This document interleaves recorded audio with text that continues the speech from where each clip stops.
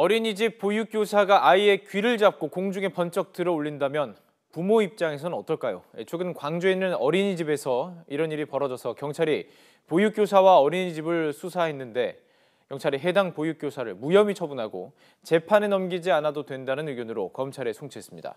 어떻게 된 일인지 취재기자 연결해서 자세한 이야기 나눠보도록 하겠습니다. 나연호 기자. 네, 광주입니다. 자, YTN이 이 사건을 보도하면서 많은 사람들이 공분을 샀습니다. 어떤 사건인지 좀 다시 정리를 해볼까요? 네, YTN이 확보한 어린이집 교실 내부 CCTV를 보면서 설명하도록 하겠습니다. 여느 어린이집과 다를 바 없는 이 수업 시간인데요. 이 보육 교사가 한 남자 어린이를 향해서 다가섭니다. 갑자기 양쪽 귀를 두 손으로 잡아 번쩍 들더니 다리가 공중에 뜬 채로 몇 발자국을 걸어갑니다. 교사가 밖으로 나간 뒤에도 계속 아팠는지 아이는 양손으로 귀를 감쌉니다. 혼자 노는 아이 머리를 거칠게 잡아채는 모습도 CCTV에 잡혔습니다. 아이가 선생님이 무서워서 어린이집에 가기 싫다고 해서 이 부모가 CCTV를 확인해본 결과 이 같은 사실이 드러났습니다. 곧바로 경찰에 신고해서 수사가 시작됐는데요. 그런데 경찰은 무혐의로 결론을 내리고 사건을 검찰에 넘겼습니다. 또 보육교사를 재판에 넘길 필요가 없다는 의견을 냈습니다. 네, 이 아이의 귀를 잡고 번쩍 들어서 걷기까지 했습니다. 그런데 경찰은 학대가 아니라고 봤다 이러건데 이유가 뭡니까? 네, 애초에는 경찰도 학대로 가닥을 잡고 수사를 했습니다. 초기 수사 때 경찰은 신체적인 이 접촉이 있었기 때문에 어떤 이유라도 정상적인 훈육으로 볼 수 없다. 이렇게 설명하기까지 했습니다. 하지만 이제 와서 입장을 180도 바꿨습니다.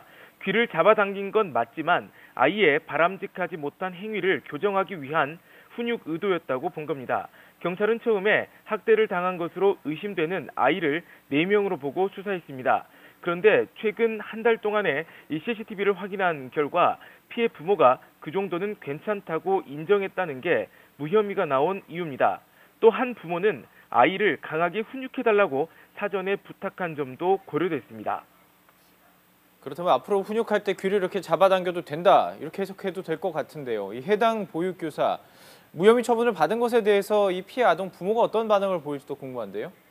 네, 피해 아동 어머니는 그야말로 이 억장이 무너지는 심정입니다. 아이 귀를 잡아서 들어올리기까지 한 것을 훈육으로 판단한 것에 대해서 이해할 수 없다는 반응입니다.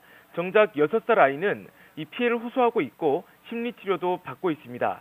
피해 아동의 부모 이야기를 직접 들어보겠습니다. 아이가 자체가 이렇게 아픔을 느끼고 저한테는 또 선생님이 경찰서 아저씨가 잡아가서 수갑 채워서 데리고 갔으면 좋겠다고 이렇게까지 말을 하는데 네. 이게 어떻게 학대가 아닌 거냐고요.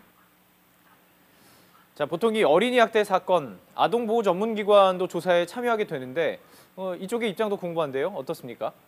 네, 아동보호 전문기관은 사건 초기부터 지금까지 여전히 이 사건을 학대로 보고 있습니다. 누가 봐도 아동의 안전이 위협되는 상황이었기 때문에 학대라는 겁니다.